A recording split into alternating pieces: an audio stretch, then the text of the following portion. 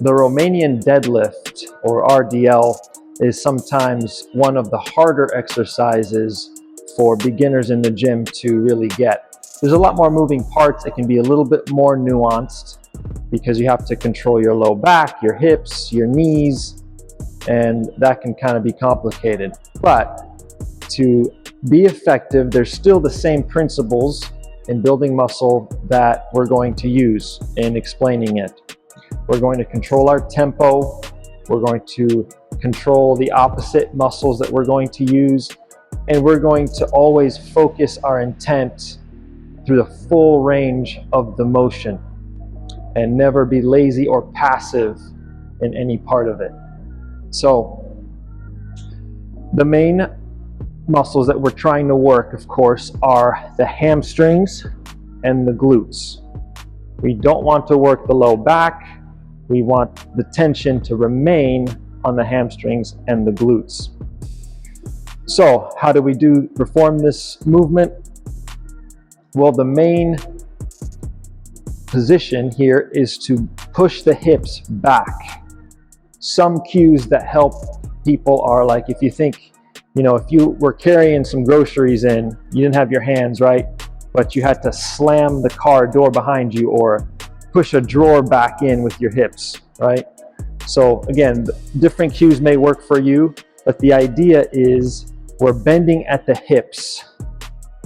Okay, we're not just moving down with our hands, but we're bending at the hips. And any movement that results in the upper body and the arms comes from moving the hips back. So that's the main thought. We're pushing the hips back as far as we can until we feel that end of the stretch. We're squeezing the glutes, coming back up.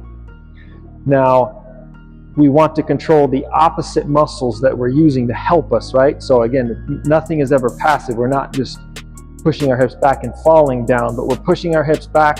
We're almost contracting our quads and our hip flexors to pull ourselves into that position. That's it. There's a huge stretch. Now we squeeze the glutes and the hamstrings, use that to come back in. Now, some other things that we can think about that may help us, again, depending on what cues work for you personally. It's a thought now, don't take this excessively, but the thought of almost screwing our feet in and rotating our knees in to create a little tension. So it's a little graphic, but kind of spreading your butt out, turning your knees in and spreading your butt out on the way down. Again, controlling everything, pulling yourself in. And then on the way up, we're gonna do the opposite, squeezing with the glutes and then torquing out. So on the way down, we're spreading the butt out. And on the way back up, we're closing the cheeks back in. That can help as well. And then we're going to initiate the movement we're going to push our hips back, kind of internally rotate our knees, just the intent, all the way down, down, down, or hips out. A lot of tension here. The butt cheeks are spread apart, as it were.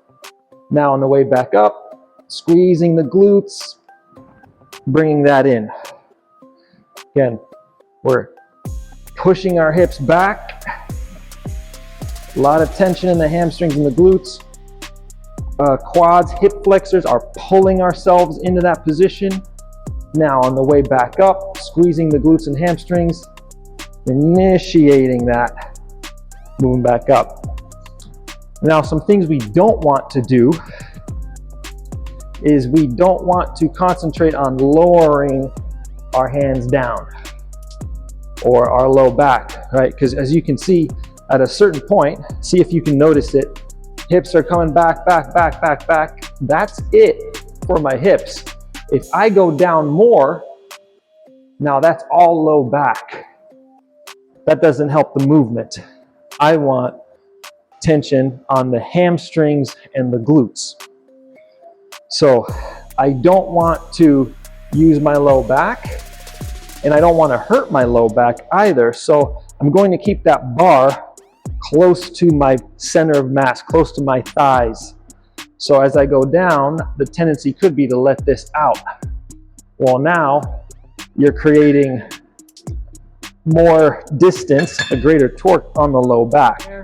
But now we can also tension down on the lat, because that does affect the hip. And what we can do, remember we talked a little bit about not having the bar out in front.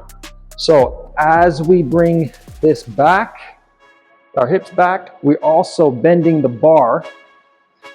That's going to activate our lats, further protecting our low back, making sure that the movement only comes from the hips. What do we do with the knees? So we talked about the low back, right? We don't want to go down too much. But the knees, are the knees stiff or are they soft? Well, you want to make sure to keep the tension on the hamstrings and the glutes. That's the focus. The knees aren't the focus.